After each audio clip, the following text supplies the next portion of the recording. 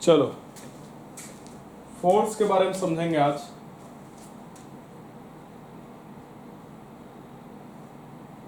Force क्या होता है? फोर्स को अगर हम सिंपली डिफाइन करें तो इसको पुश और पुल बोलते हैं, या फिर आप फोर्स को अगर थोड़ा टेक्निकली डिफाइन करोगे तो इसको हम क्या बोल सकते हैं? फोर्स वो कारण होता है जो किसी भी बॉडी के स्टेट को चेंज कर सकता है, स्टेट ऑफ रेस्ट या फिर मोशन को। ठीक है, तो force is that cause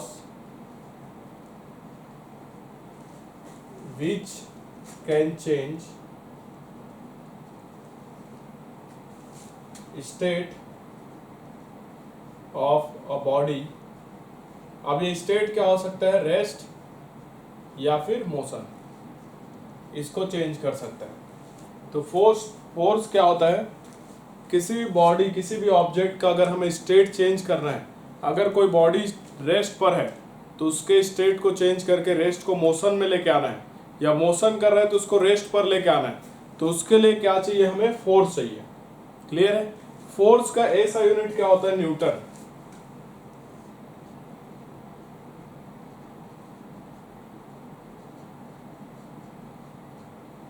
force का ऐसा यूनिट अगर हम लोग देखें तो क्या होता है? न्यूटन। और सीजीएस यूनिट अगर देखोगे तो डाइन होता है।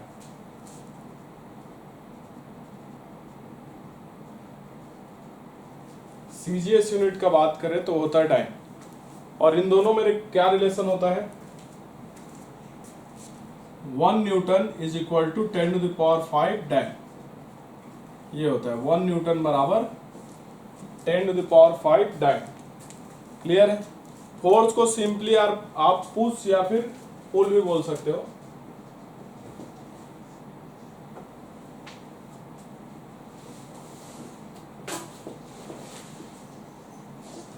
क्लियर है? तो फोर्स का डेफिनेशन क्लियर है क्या सभी को? टाइप्स ऑफ अगर फोर्स देखें, दो तरीके से फोर्स को कैटेगराइज कर सकते हैं। एक होता है कांटेक्ट फोर्स और दूसरा होता है non contact force.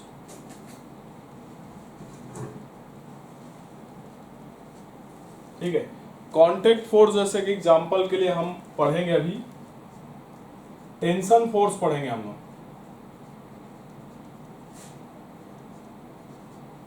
Normal force पढ़ेंगे, फ्रिक्शन फोर्स पढ़ेंगे, ये सब पढ़ेंगे, है ना। तो ये सब किसके एग्जांपल्स हैं? कांटेक्ट फोर्स के एग्जांपल हैं। कांटेक्ट फोर्स क्या होता है? जिसको लगने के लिए कांटेक्ट का जरूरत पड़ेगा। दूसरा होता है non contact force. Non contact force जैसे कि एग्जांपल के लिए ग्रेविटेशनल फोर्स है,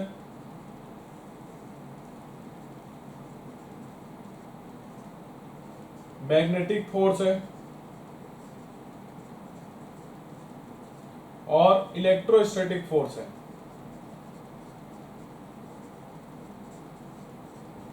इनके लिए हमें क्या चाहिए? कांटेक्ट नहीं चाहिए, है ना। जैसे ये दो बॉडीज हैं, इनके बीच में ग्रेविटेशनल फोर्स है, तो इनको कांटेक्ट का जरूरत नहीं है, बिना कांटेक्ट के भी ये अप्लाई होगा।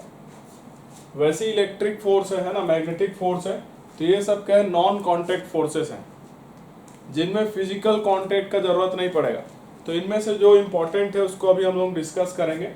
जहाँ तक नोट कीजिए, बेसिक है बहुत ज़्यादा, जल्दी से।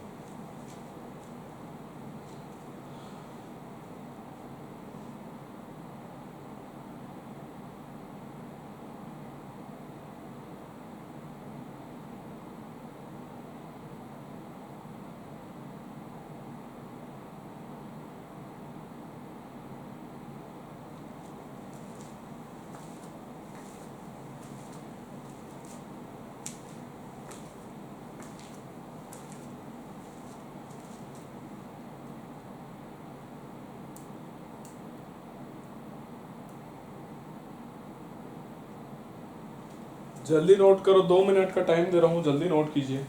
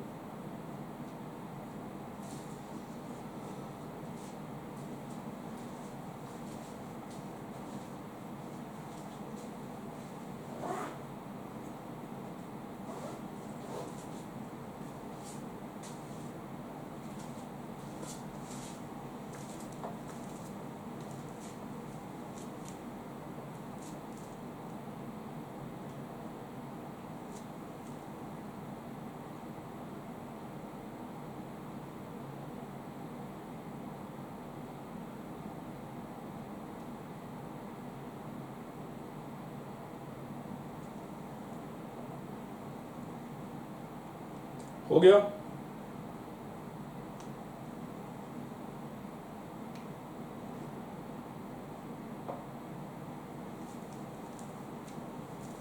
जल्दी लिखे।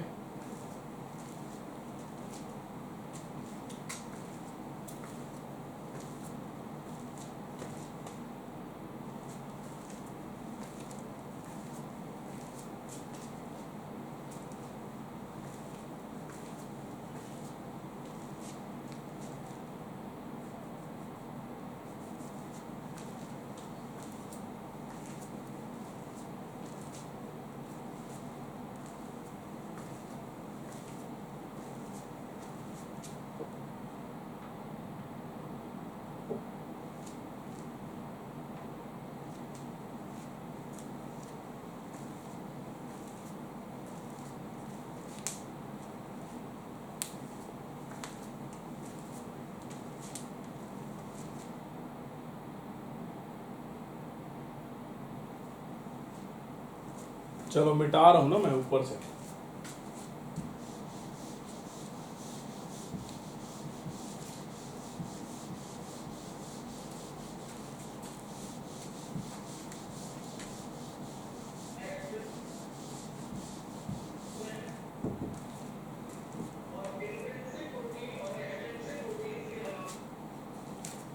देखो सबसे पहला समझते हैं ग्रेविटेशनल फोर्स को।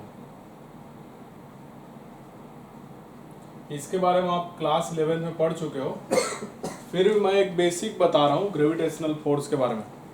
ग्रेविटेशनल फोर्स क्या होता है, यूनिवर्स में कहीं पर भी अगर दो बॉडीज है जिनका मास हो तो उन दोनों के बीच में क्या होता है, अट्रैक्शन होता है।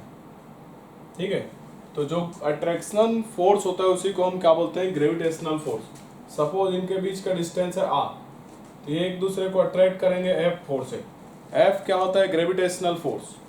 तो ये जो ग्रेविटेशनल फोर्स होता है यहाँ पर, ये होता है G m1 m2 by r square, ये ग्रेविटेशनल फोर्स होता है। G को हम लोग क्या बोलते हैं, यूनिवर्सल ग्रेविटेशनल कांस्टेंट।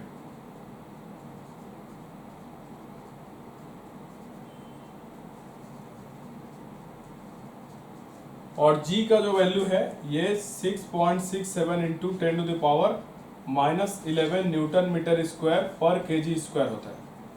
ये कैपिटल G का वैल्यू है। तो ग्रेविटेशनल फोर्स क्या होता है, attraction between two bodies by virtue of their mass. उनके मास की वजह से जो फोर्स ऑफ अट्रैक्शन होगा उसको हम क्या कहेंगे, ग्रेविटेशनल फोर्स कहते हैं। अब देखो यहीं पर एक टर्म होता है ग्रेविटी। ग्रेविटी किसको कहेंगे, तो ग्रेविटी हम लोग किसको कहते हैं, ये जो दो ऑब्जेक्ट है जिनके बीच में अट्रैक्शन है, इनमें से अगर एक ऑब्जेक्ट हमारा अर्थ हो, सपोज करो ये हमारा एक ऑब्जेक्ट की जगह अर्थ है, तो अर्थ किसी ऑब्जेक्ट पर, सपोज करो यहां पर एक मास है इसके सरफेस पर, और अर्थ का मास हम लोग कैपिटल M मान लेते हैं और इसका रेडियस R मान लेते हैं। तो ये किसी ऑब्जेक्ट पर जो फोर्स ऑफ अट्रैक्शन अप्लाई करेगा उसको हम ग्रेविटी कहते हैं। तो ये क्या करेगा, इस ऑब्जेक्ट को अपने सेंटर की तरफ अट्रैक्ट करेगा।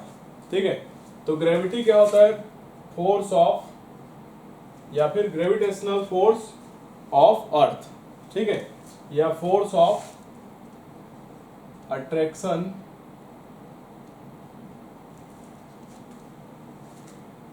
बाय अर्थ।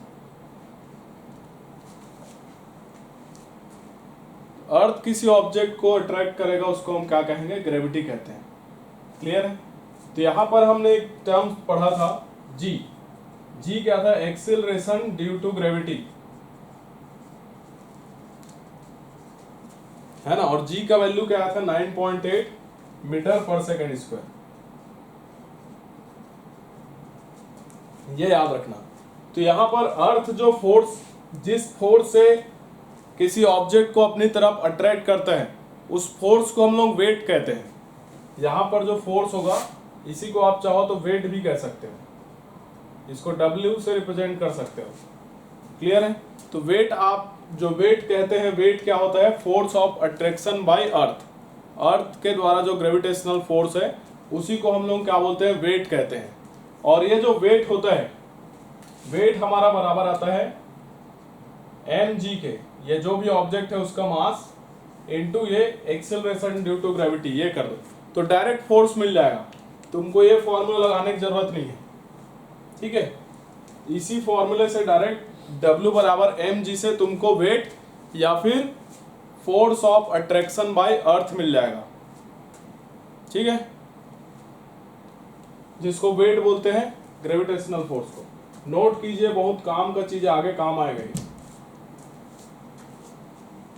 नोट करो यहां तक।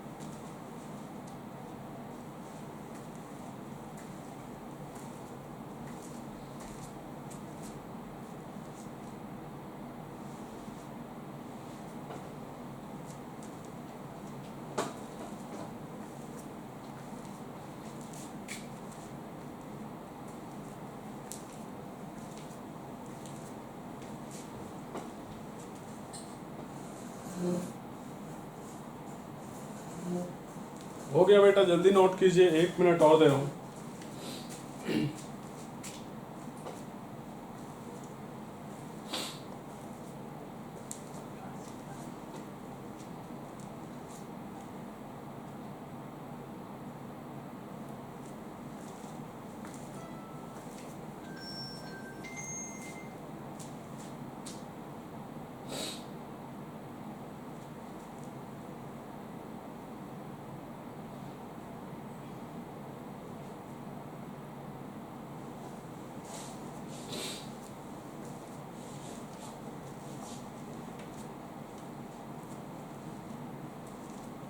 ठीक है,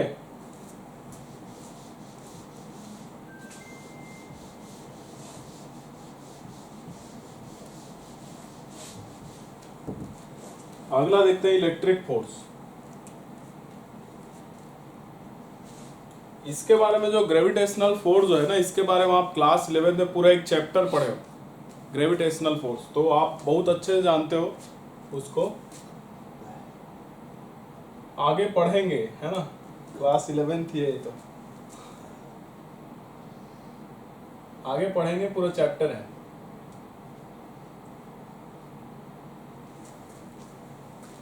इलेक्ट्रोस्टैटिक फोर्स, इसका भी एक चैप्टर है पूरा क्लास 12 में। इलेक्ट्रोस्टैटिक फोर्स क्या होता है? दो चार्जेस के बीच लगने वाला फोर्स होता है। सपोज एक चार्ज है Q1, चार्ज को Q से दिखाते हैं, यह Q2, इनके बीच का डिस्टेंस है R।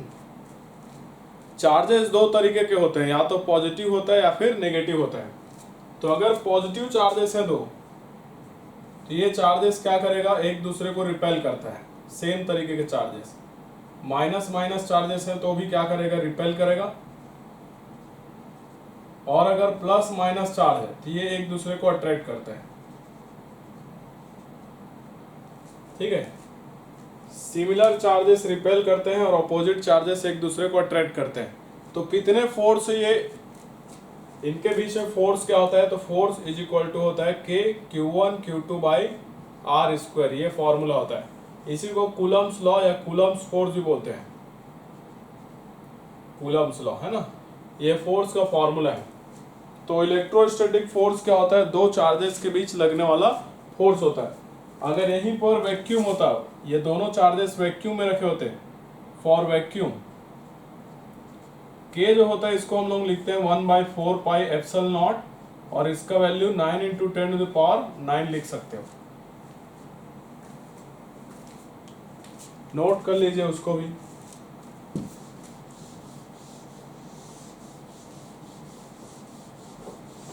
बहुत बेसिक सा चीज है ये।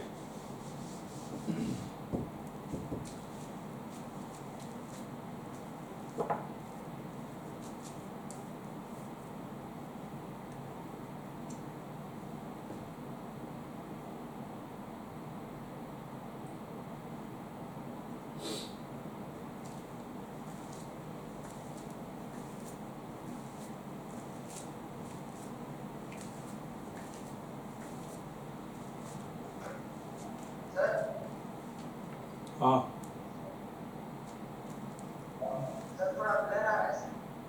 ब्लर आ रहा है, नेटवर्क का इशू होगा आपके यहाँ,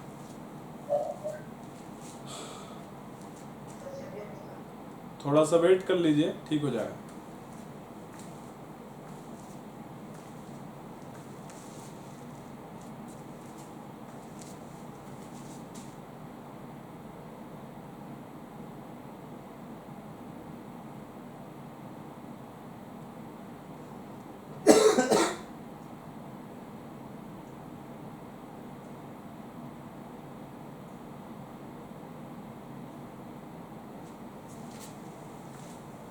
हो गया, नोट कर लिए,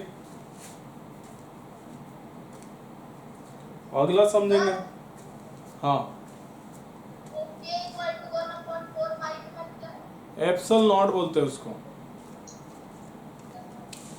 ये है ना एप्सिलॉन नॉट।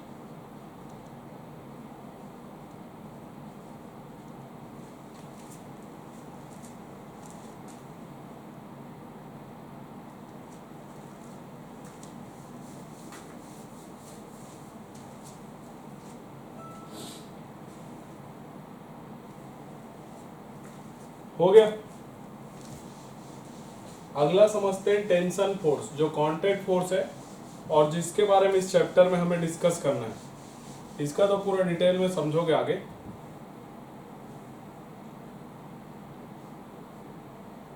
टेंशन फोर्स से पहले नॉर्मल फोर्स को समझ लेते हैं।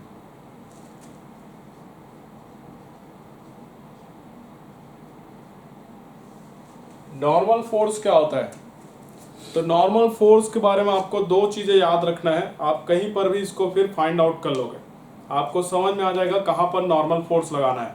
दो चीजें याद रखना है। पहला चीज आपको याद रखना है कि ये कांटेक्ट फोर्स है, it is a contact force. Normal force जो होता है वो एक कांटेक्ट फोर्स होता है। तो जब भी दो बॉडीज एक दूसरे के कांटेक्ट पर आएगा, आप कौन सा फोर्स लगाओगे, नॉर्मल फोर्स। याद रखना, दो बॉडीज जब भी कांटेक्ट पर आएगा तो हमें क्या लगाना है, नॉर्मल फोर्स लगाना है। दूसरा चीज, इसको लगाते कैसे हैं, तो जो भी सरफेस के कांटेक्ट में होगा उसके परपेंडिकुलर लगाना है, ठीक है। तो कैसे लगाते हैं इसको, परपेंडिकुलर टू दी सरफेस।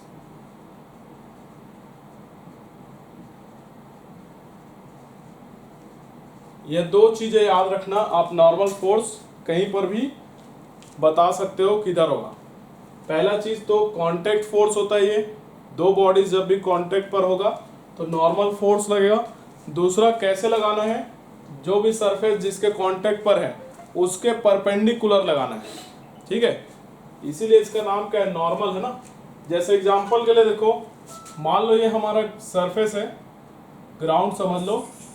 यहाँ पर एक ऑब्जेक्ट को हमने रखा है, ये इसका मास है m। तो यहाँ पर क्या है, दोनों कांटेक्ट पर हैं।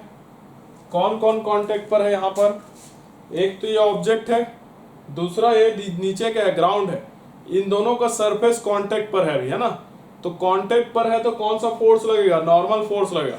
ये दोनों बॉडीज क्या है, एक दूसरे के कांटेक्ट में है। क्लियर है? अब दूसरी बात, नॉर्मल फोर्स लगाना कैसे है? तो नॉर्मल फोर्स कैसे लगाते हैं? ये जो सरफेस है, ये सरफेस है ना, इसके परपेंडिकुलर लगाना है। तो इस सरफेस के परपेंडिकुलर ये होता है और नीचे भी होता है। तो हमें इस ऑब्जेक्ट पर लगाना है ना नॉर्मल फोर्स, इस ऑब्जेक्ट पर जो यहाँ पर दिया गया है। तो हम किधर लगाएंगे? इस सरफेस के परपेंडिकुलर, मतलब ये।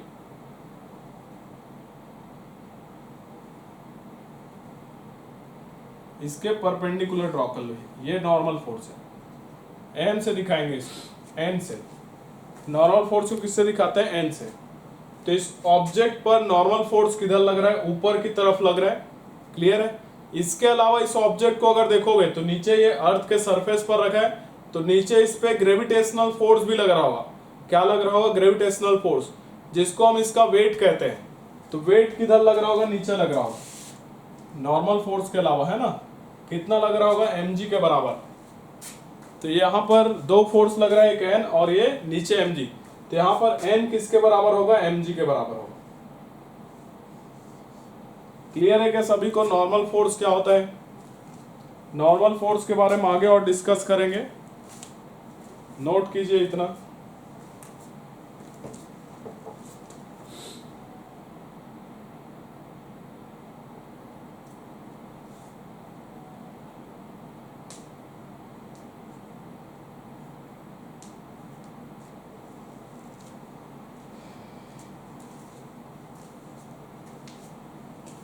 जैसे मान लो ये अर्थ का सरफेस है, ये अर्थ है सपोज करो। यहां पर एक ऑब्जेक्ट रखा है ऐसे,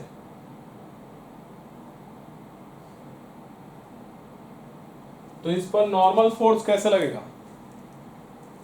तो कैसे लगेगा बताओ? इस सरफेस के कांटेक्ट पे है ना, यहां पर ऐसे है, तो इसके परपेंडिकुलर लग जाएगा। कैसे लग जाएगा? इधर सरफेस के परपेंडिकुलर। ठीक है। जैसे मान लो ऑब्जेक्ट कुछ ऐसे रहता, मान लो यहां पर एक सरफेस है, इंक्लाइंड सरफेस है, ये हमारा इंक्लाइंड सरफेस है। ठीक है। और ऑब्जेक्ट हमारा कुछ इस तरीके से रखा है यहां पर,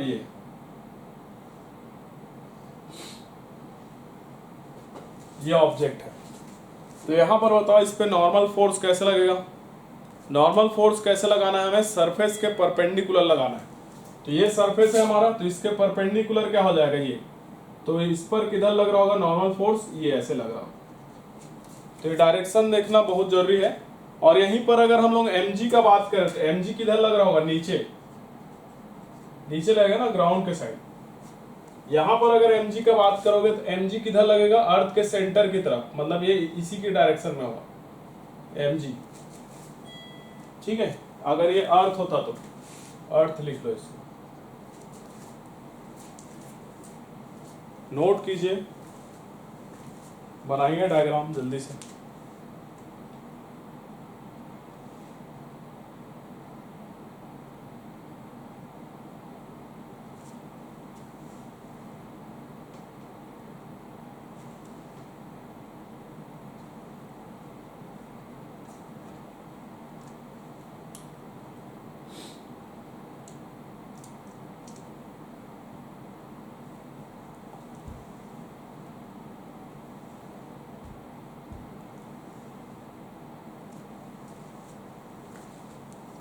चलो 2 मिनट का टाइम दे रहा हूँ, जल्दी लिखिए।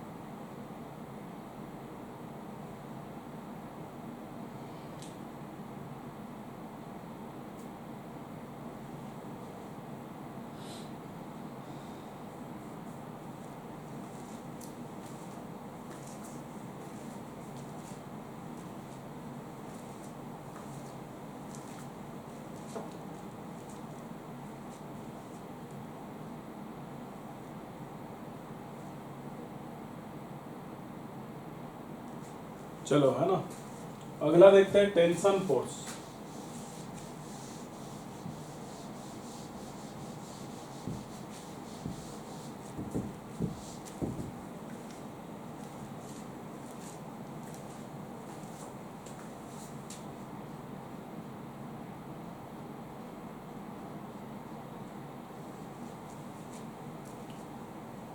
टेंशन फोर्स कहाँ पर लगता है? स्ट्रिंग पर। कहाँ लगता है? स्ट्रिंग पर। स्ट्रिंग पर या फिर रॉड पर आप क्या लगाओगे? टेंशन फोर्स लगाओगे। टेंशन फोर्स क्या होता है? जैसे सपोज करो एक ऑब्जेक्ट को हमने स्ट्रिंग से अटैच करके ऐसे लटका दिया है ना, यहाँ पर ये इसका मतलब होता है फिक्स्ड। इसका मतलब क्या होता है? फिक्स्ड। ठीक है, तो हमने एक m मास का ऑब्जेक्ट को स्ट्रिंग के थ्रू हमने अटैच किया हुआ इस तरीके से। यहाँ पर जो हम फिजिक्स में जो स्ट्रिंग लेते हैं वो जनरली मासलेस स्ट्रिंग होता है। यहाँ पर जो हम स्ट्रिंग लेते हैं जनरली क्या होता है? मासलेस स्ट्रिंग होता है। ठीक है, अब जब हम इसको नीचे यहाँ पर से होल्ड कराए हैं तो नीचे इसका क्या लग रहा होगा? mg लग रहा होगा। ग्रेविटेशन के कारण, अर्थ के कारण नीचे क्या लग रहा होगा? इस पर mg फोर्स लग रहा होगा। तो ये ब्लॉक किधर जाना चाहेगा? नीचे। तो इसको ऊपर की तरफ कौन खींच के रखा है? ये जो स्ट्रिंग है ना, स्ट्रिंग यहाँ पर एक फोर्स लगा रहा होगा जिसको हम क्या कहते हैं? टेंशन फोर्स कहते हैं। तो स्ट्रिंग में एक टेंशन डेवलप होगा और जिसका डायरेक्शन अगर हम इस पॉइंट पर देखें तो इधर होगा। ठीक है, तो ये नीचे mg लग रहा है तो इसको होल्ड करके कौन रखा है? Tension force. तो टेंशन फोर्स के बारे में आपको एक बात याद रखना है, टेंशन अगर हम किसी पॉइंट पर देखें तो उस पॉइंट से दूर लगता है। जैसे ये पॉइंट देख रहे हो तो यहां से दूर कर दो तो ये कैसे लगता है? x away from point, x away from point. या फिर आप लिख सकते हो डायरेक्शन जो होता है वो जिस पॉइंट को देख रहे हो वहां से दूर होता है। क्लियर है? आप देखो यहीं पर अगर ऐसा रहता, दो स्ट्रिंग दे दिया जाता,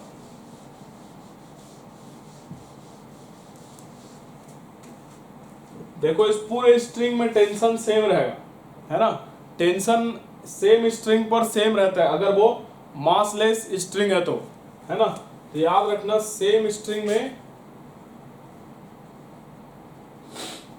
सेम टेंशन होता है, सेम टेंशन फोर्स आएगा। यहीं पर जैसे इस तरीके से दिया जाता, ये यहां से एक ऑब्जेक्ट रहता और यहां से एक दूसरा ऑब्जेक्ट कनेक्टेड रहता। मान लो ये मास है m1, ये है m2।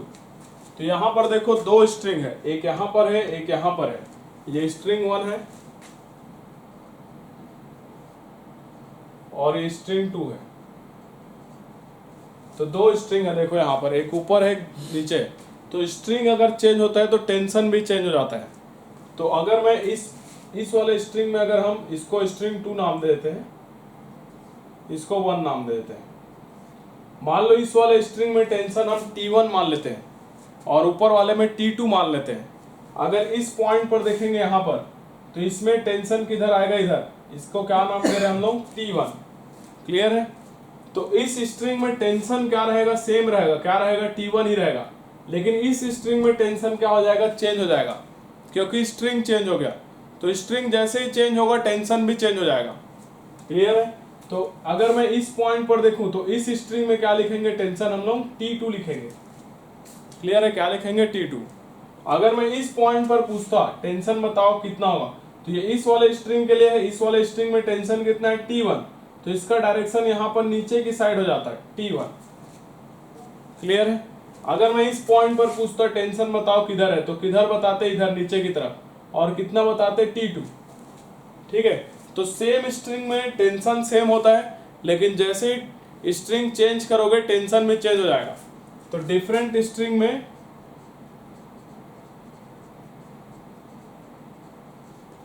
टेंशन भी डिफरेंट होता है।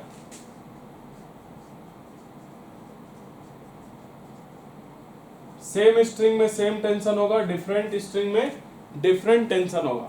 क्लियर है? नोट कीजिए, आगे और इसके बारे में चर्चा करेंगे।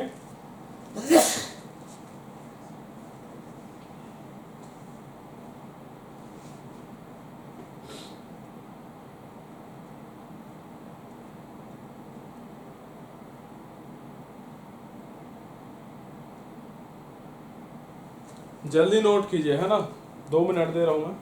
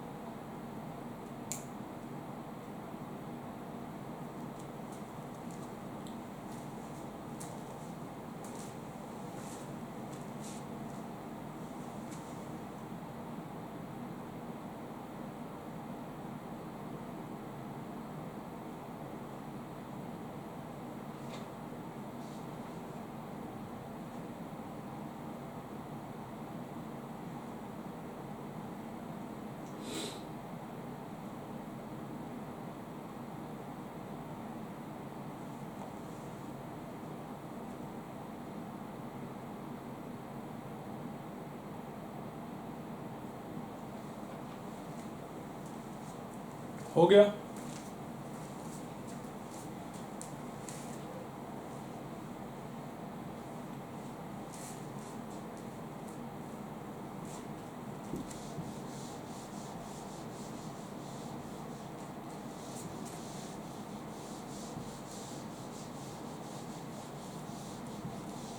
जैसे मान लो स्ट्रिंग ऐसा दिया रहता,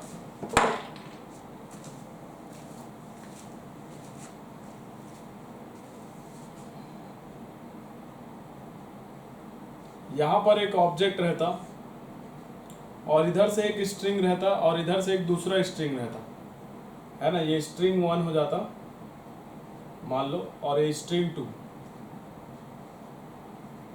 तो यहाँ पर फिर से अगर देखोगे तो 2 स्ट्रिंग है, 2 अलग अलग स्ट्रिंग है, तो दोनों स्ट्रिंग में टेंशन भी अलग अलग होगा। तो एक में T1 मान लेते हैं, दूसरे में T2 मान लेते हैं। तो अगर हम इस पॉइंट पर देखेंगे तो इस पॉइंट पर टेंशन क्या लिखेंगे, इधर लिखेंगे, इसमें मान लेते हैं T1। अगर सिमिलरली इस पॉइंट पर देखेंगे इस वाले स्ट्रिंग में, तो टेंशन इधर होगा, कितना हो जाएगा, T2। ये T1 हो जाएगा, ये T2 हो जाएगा। क्लियर है। सिमिलरली इस पॉइंट पर देखोगे तो यहाँ पर इस स्ट्रिंग में सेम टेंशन होगा, क्या होगा, T1। और इस पॉइंट पर देखोगे टेंशन इधर आएगा और इसका नाम क्या होगा, T2।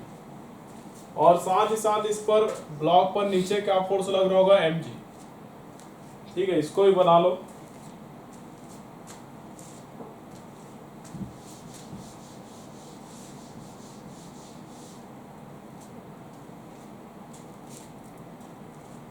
इसके बाद में समझेंगे free body diagram.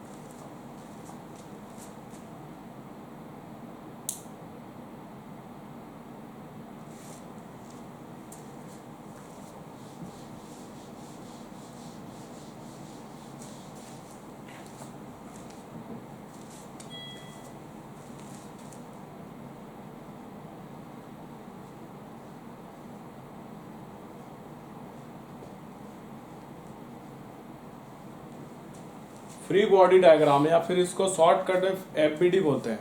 Free body diagram क्या होता है, कोई भी ऑब्जेक्ट है, सपोज करो ये हमारा ऑब्जेक्ट है, यहाँ पर रखा है, इसका मास है मान लेते हैं m, ग्राउंड पर रखा हुआ है, ठीक है। तो हमें सबसे पहला एक रेफरेंस फ्रेम का जरूरत पड़ेगा।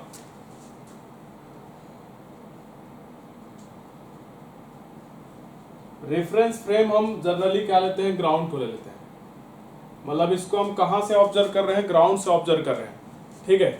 अब ग्राउंड से ऑब्जर्व करते हुए आपको इस ऑब्जेक्ट पर जितना भी फोर्स लग रहा है उसको मेंशन करना है, उसी को हम क्या कहेंगे, इस ऑब्जेक्ट का फ्री बॉडी डायग्राम कहेंगे। तो फ्री बॉडी डायग्राम अगर हम इसका बनाने जाए, ध्यान से समझना बहुत इंपॉर्टेंट है। यहाँ पर हम इस ऑब्जेक्ट को as a point mass treat करते हैं, क्या मान लेते हैं इसको हम लोग, पॉइंट मास शो करना है। So object as point mass, और दूसरा क्या करना है, हमें जितना भी फोर्स इस पर लग रहा है उसको शो करना है। So all the forces, so all the forces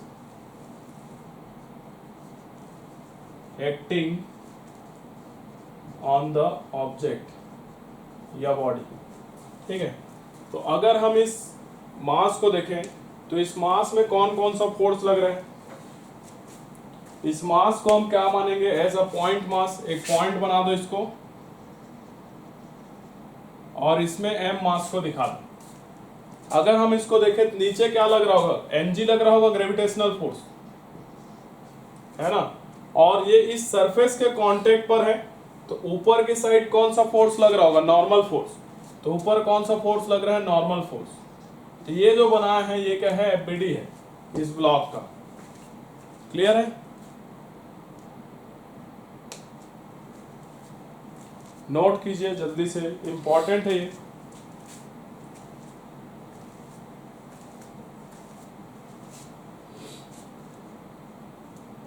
क्या करना है, एफबीडी में जितना भी फोर्स लग रहा है उसको उसके डायरेक्शन के साथ में हमें मेंशन करना है। जनरली हम ऐसा नहीं बनाते हैं, क्वेश्चन वगैरह करेंगे तो हम डायरेक्ट उसी ऑब्जेक्ट में शो कर देंगे कौन कौन सा फोर्स लग रहा है उसको।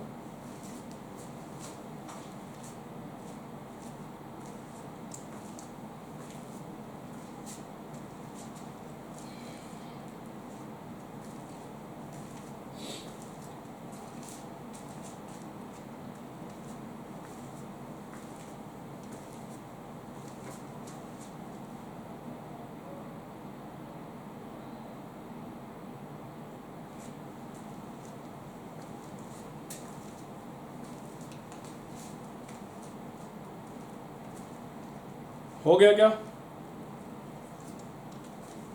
नोट करो, 1 मिनट दे दो।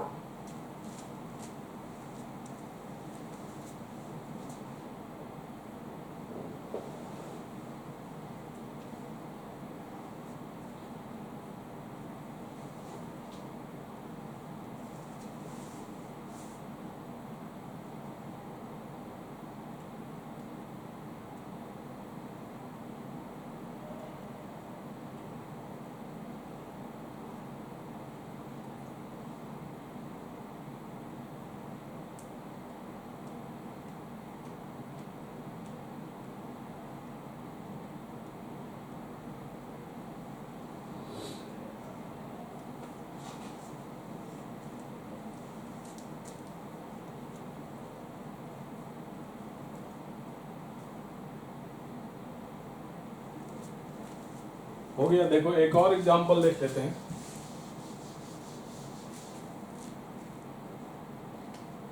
मान लो ऐसा रहता, ये इंक्लाइंड सरफेस है, यहाँ पर एक ब्लॉक रखा है m मास का, इस तरीके से इसका एफबीडी बनाना है। तो यहाँ पर इसको पॉइंट मास बना दो, और इस पे नीचे क्या लग रहा होगा, नीचे mg लग रहा होगा, और इस सरफेस के कांटेक्ट पर है तो यहाँ पर नॉर्मल फोर्स लग रहा होगा। कैसे लग रहा होगा, इधर लग रहा होगा ना, तो ये नॉर्मल फोर्स लग रहा होगा ऐसे, ठीक है। तो ये इसका एफबीडी हो गया। बना लोगे एफबीडी, आगे जैसा जैसा क्वेश्चन आते जाएगा एफबीडी हम बनाते जाएंगे। जल्दी से नोट कीजिए। आज का क्लास यहीं तक करते हैं फिजिक्स का, अगले क्लास में मिलेंगे। यहाँ तक पढ़ के आइएगा, ठीक है।